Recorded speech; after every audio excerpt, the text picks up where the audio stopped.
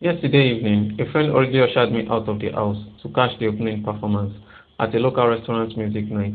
After a few drinks, I realized my phone wasn't in my pocket. I meticulously checked the table at the bar, the bathrooms, and with no success, resorted to using my friend's phone to call mine. To my surprise, after two rings, someone answered, emitting a low, raspy giggle before abruptly hanging up. Subsequent calls went unanswered. Feeling defeated, I abandoned the search and returned home, only to find my phone exactly where I had left it, on my nightstand. During my childhood, I was consistently the last child picked up by the school bus.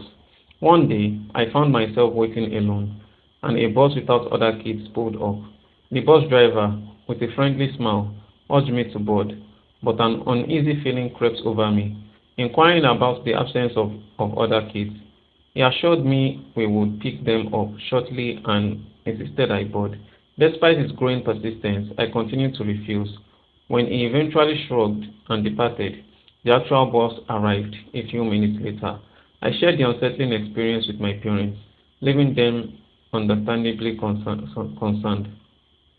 Story 3. A couple of years ago, I leased an apartment from a friend who had recently purchased and completely renovated it.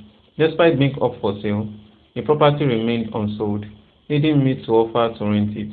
Soon after moving in, I became aware of peculiarities concerning the lady residing next door. Despite appearing around 34 or thereabout, she looks older than her age. She spent entire nights listening to Christian radio shows and engaged in loud conversations. The disturbance reached a point where I approached her to request a quieter environment. Upon her opening the door, I glimpsed inside. Walls adorned with crosses in various hues, inscriptions of Jesus and angels, and windows painted pitch black to block out any light. Requesting her to lower the volume proved futile. Instead, she amplified the radio even more the next night. During a night when a friend was staying over, I woke to shad- I woke to a shadowy figure standing by the bed talking. It wasn't a hallucination. My neighbor had broken in, holding something in her hand. She advised us to lock our doors and departed. The following morning, strange noises drew my attention below my bedroom window, revealing my neighbor talking in tongues with a plastic bag containing a deceased dog. The smell of death emanated from the bag, intensifying my fear. Hearing her unstable state, I sought answers from another neighbor, discovering that she had broken into his apartment with a power drill.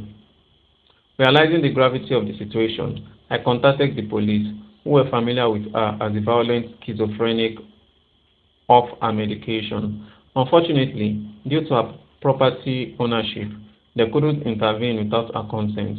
I waited for her to leave for cigarettes and promptly alerted the police, leading to her apprehension and transport to an institution. In a matter of minutes, it was as if she had never been there, yet the haunting memory lingers, giving rise to recurring nightmares.